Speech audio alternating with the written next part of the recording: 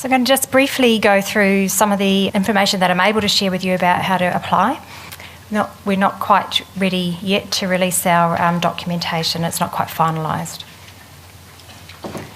So in terms of who might be eligible to become a Partners in Recovery organisation, organisations that will be eligible to apply will include those that are suitably placed and experienced, incorporated, and they will need to be a non-government health or welfare service provider.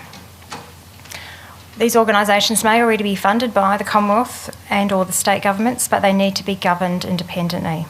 So they might be for-profit, they might be not-for-profit, they might be charitable, they might be local community groups, for example. We will be looking very favourably on consortium applications. And in the instance where you do put in a consortium application, we'll be looking for those applications to very clearly identify who the lead organisation is and what the partner organisations are and what their role will be in the consortium. We may consider joined-up multi-regional approaches if it can be demonstrated that that sort of approach is in a more efficient way to deliver Partners in Recovery. We're looking to just do one funding round to engage our Partners in Recovery organisations. And in general, as I mentioned before, we're looking to engage one organisation in each of the 61 Medicare local regions. We may give consideration to funding more than one organisation in a region, but we consider that that will be under exceptional circumstances, and we'll need to be really convinced that that is the most effective way to meet the needs of the target group in that region. Funding will support all costs associated with establishing the organisation and the ongoing costs of providing those services. But we will only provide funding for new Partners in Recovery specific activities. So if the organisation that's engaged to deliver Partners in Recovery is receiving funding from other sources to do other things, the Partners in Recovery money cannot be used to top up those activities.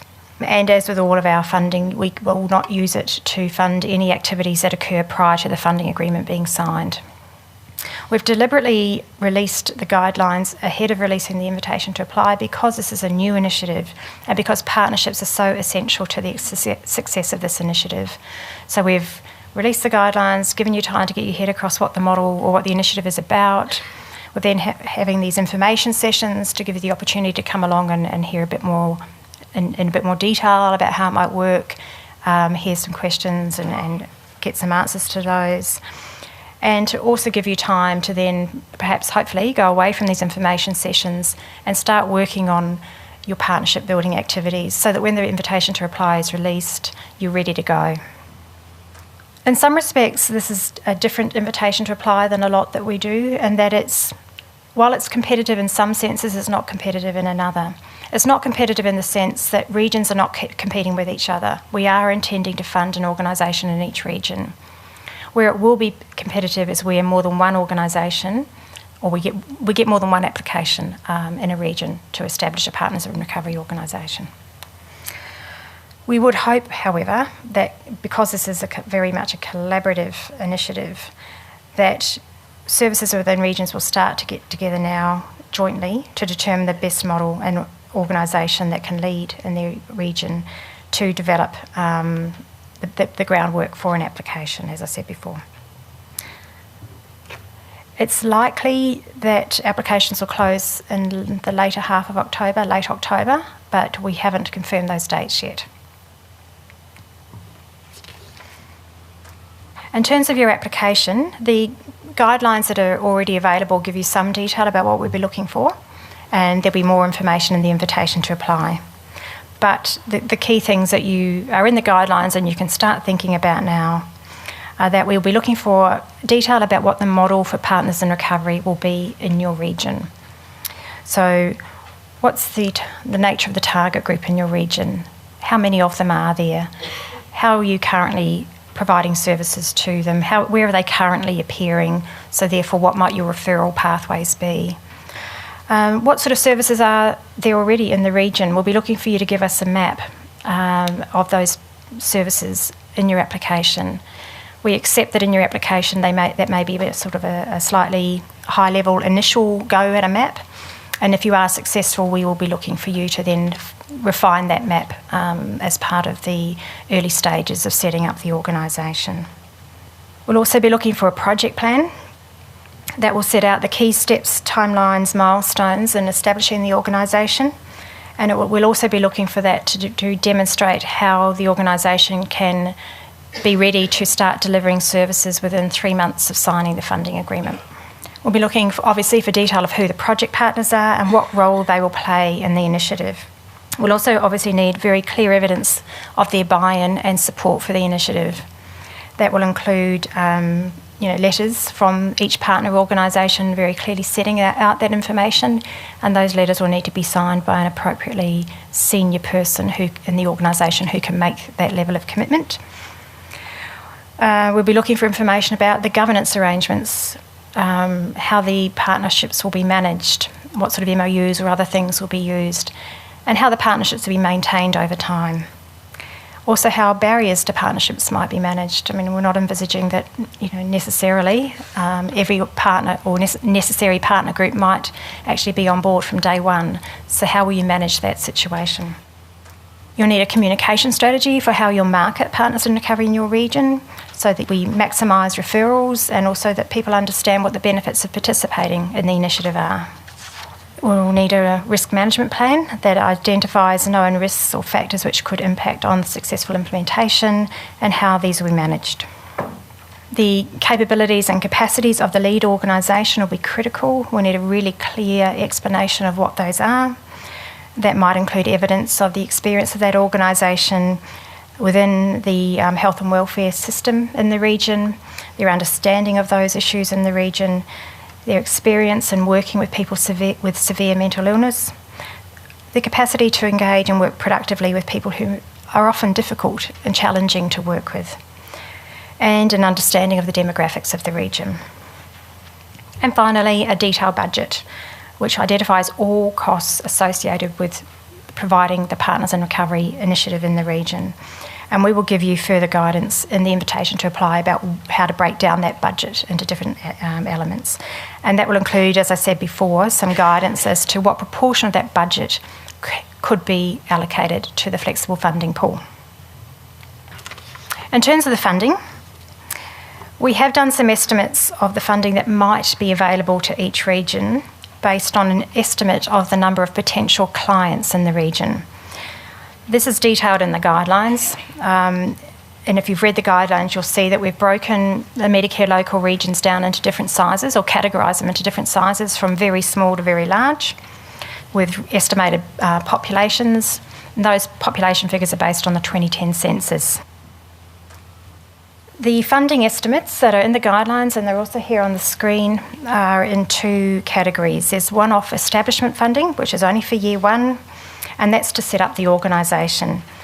It's about ensuring you've got the right tools and equipment to provide the services, to undertake recruitment of staff and get them up and working, to do your partnership building and networking activities, getting your MOUs in place, for example, and doing the marketing and communication in the region, both to clients and to services, or potential clients and services. So that's the one-off funding. And then there's the recurrent funding, which is all costs associated with providing the service in the region. But that's your staffing and on-costs, your administration, capacity building in the region, maintaining the partnerships that you've set up under the first phase, taking part in the monitoring and evaluation activities, operational costs, and also the flexible funding pool money. Also important to note that the recurrent funding costs here reflect your costs in the first full year when you're at maximum capacity. So when you're in the first couple of years, you may be sort of building up capacity to provide the services to the full number of clients in the region. And so this is the sort of cost we would expect to see once you've gone past that stage and the model is at maturity. Also important to note that we haven't applied any weightings as yet to these numbers to account for socioeconomic disadvantage or rurality, and we will be doing that, and we'll be looking for you to incorporate those into your applications if that's relevant to your region. We haven't finalised the weightings yet, but we expect that they will be in the order of 20 to 30%. In terms of the assessment process, we will establish a committee to do the assessment. And as part of that, the committee may seek independent advice to validate and confirm the feasibility of the model that's being proposed in the region. The applications will specify what information must be provided. I can't stress the importance of actually filling the application out completely. It might sound a bit basic, but I have been in situations where I've assessed applications and the essential information hasn't been provided. It makes it really difficult, and unfortunately in some circumstances we're not able to complete the assessment of the application.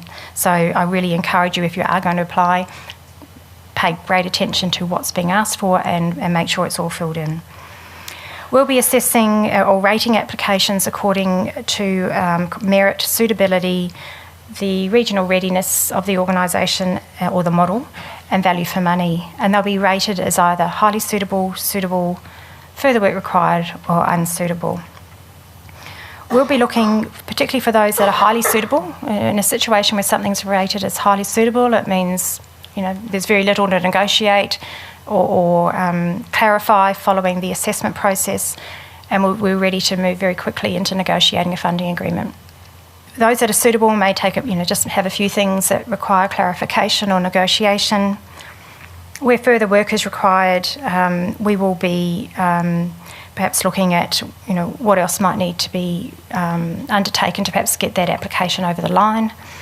And those that are unsuitable, obviously lacking in a range of aspects and really do need a lot more work. In regions where we get unsuitable applications and we aren't able to negotiate with another organisation to provide the service in that region, we will give consideration to what we need to do to make sure that there is a service available for that region. That might involve doing another targeted invitation to apply in particular areas or other activities that will help expedite getting an organisation established. Okay. Just in terms of where you might go from here, as I said, there'll be further information in the invitation to apply about what you need to do and what information you need to provide to us. But please don't wait for the invitation to apply to be released before you do anything. You've got the guidelines, you've got the information papers on the website, we've got this presentation which is also now on our website. You've got a lot of tools and resources available to you now to be able to start thinking about what might Partners in Recovery look like in my region. So hopefully what we would like you to do from here, if you're interested, is to go back and start planning for an application. And the things you might want to think about are, what are the needs for Partners in Recovery in the region? Who might the potential clients be? Where are they currently presenting? So what might our referral pathways be? What are the services available in the region? Who might the partners therefore need to be? Is there an obvious lead organisation in your region? And therefore, are there obvious partner organisations? How will the partnerships be established and maintained? Is there an obvious organisation to write your application? Those are just some of the things that you might want to start thinking about if you have an interest in applying.